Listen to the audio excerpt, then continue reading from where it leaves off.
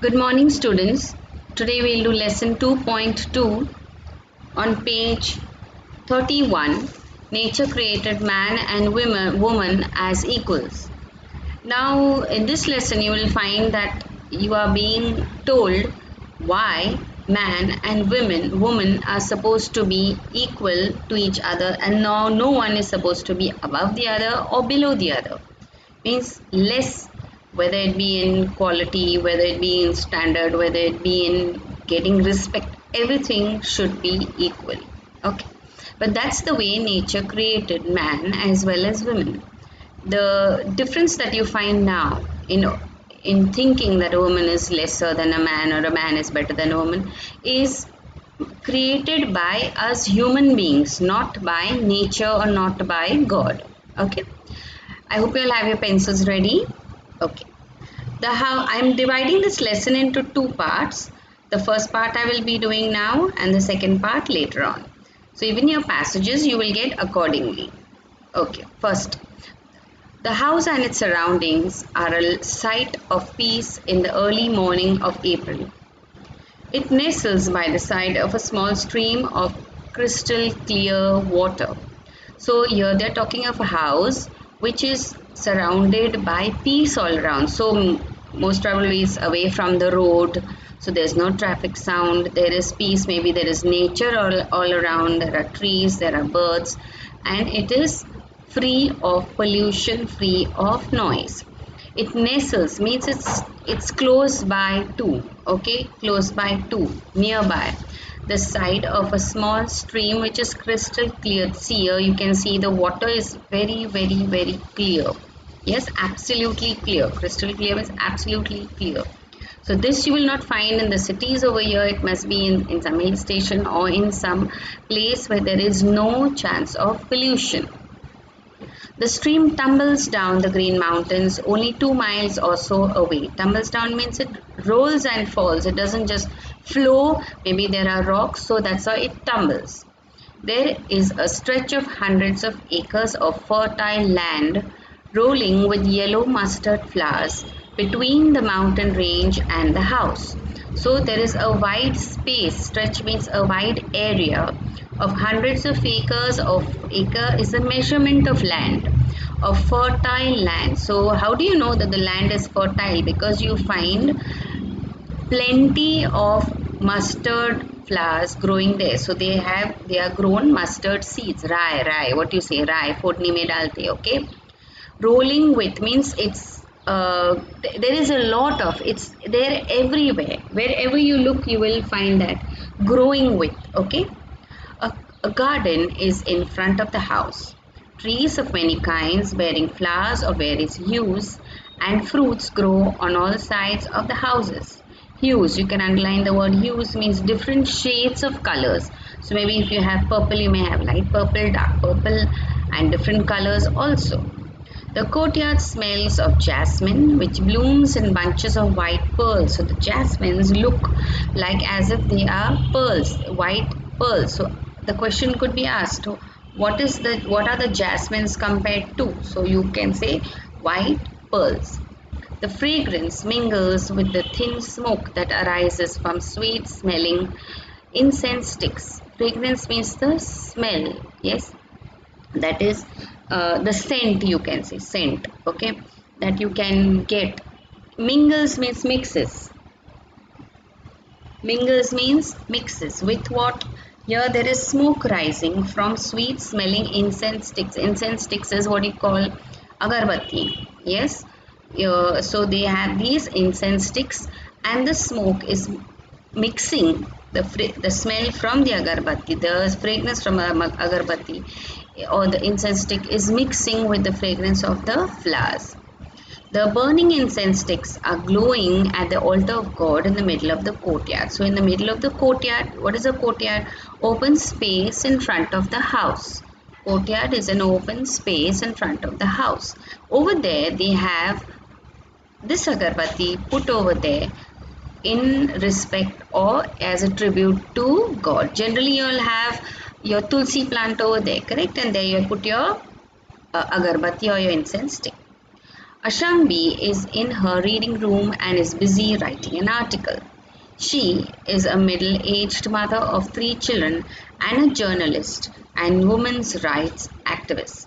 So the story is now about Ashangbi, who is a middle-aged woman, who is a journalist who has 3 children, and also she fights for the rights of women. Women's rights activist, so she fights for the rights of women. If something wrong is happening, she will support that lady and or that woman and fight for her. Lanthoy, her youngest daughter, enters the room. She is an intelligent girl. Today she looks thoughtful and she takes a seat by her mother's side. At the sight of a child, Ashangbi lovingly asks, "Have you finished your study, my dear?" "Yes, mother, I finished it last night. Today being Sunday, I want to do something interesting," Lanthoy says and waits for her mother's response. "Tell me what you want to do," Ashangbi asks her, quite amused. She's amused that her daughter is thinking, and today is a Sunday, it's a holiday, instead of relaxing. She's very thoughtful about something. "Mother, tomorrow I'm going to represent the Siroy Lily House as a speaker in a symposium at our school." So as we have your red house, yellow house, yes. So they have given a name for each house. So Lanthoy belongs to the Siroy Lily house, and she is going to represent her house in the symposium. Symposium is it's sort of a meeting of experts where they are going to have a talk, they are going to have a discussion on some topic. The topic is God created men and women as equals. Will you spare some time to have a discussion with me? Lanthoy presses on her mother. Presses on means requests very fervently. You can say pressurizes, yes? Persuades, like forcefully. Lanthoy has just had a discussion with her father on the topic. Tomba, her father, is a husband, supportive of the activities of his wife and a loving father. So, here you can see her father is supporting the mother in whatever she is doing. He is not telling her, "Why do you have to fight for other women and waste your time with them?" No, he is a loving father and supportive husband. He is a lawyer and a social worker who advocates the cause of women. So here he is also like his wife, a social worker, helps others. He is a lawyer and he advocates with fights for the cause of women. So here he is supporting his wife by fighting for the women that maybe she is helping. He is always proud of his wife, the 2 daughters and the son. So who are the children? He has 2 daughters and one son. In times of need, he extends his helping hand to his wife and children and to the society at large. So not only does he help his wife, but he also does social service to the society. He does not discriminate between a man's work and a woman's work anywhere. Discriminate means make a difference between. He doesn't segregate, make separate that this is only what a woman should do and this is only what a man should do. He shares equally with his wife in doing the household chores like cleaning, washing, cooking and feeding the children. Household chores means the works, yes, all the work that are included in housework. Had he not shared in these activities in the way he does, his wife would not have been a successful professional. So she would not have been a good or successful professional if she had not got the husband's support. Because maybe she would have been just stuck in the house doing the housework, right?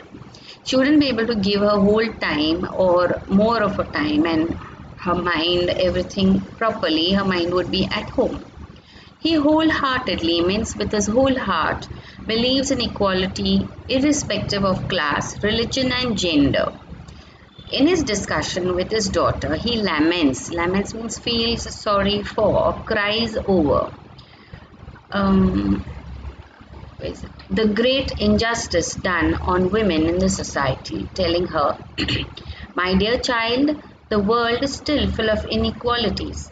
We have to find a way to bring equality between men and women."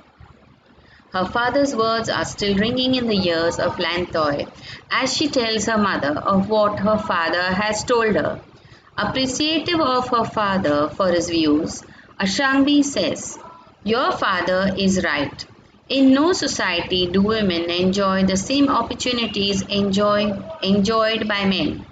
It is because of your father that I feel no difference or inequality at home. But outside our home, I have seen that women have been subjugated in many ways. Subjugated means pressed down.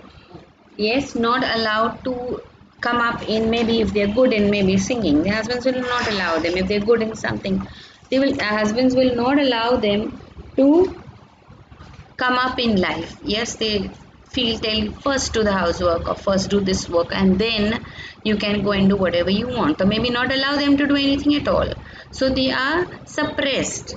Yes, they are suppressed, they are dominated over in many ways. It is against the will of God. God has sent men and women to our earth to share the joys and sorrows of life equally, to share his blessings and to enjoy the bounty of nature equally.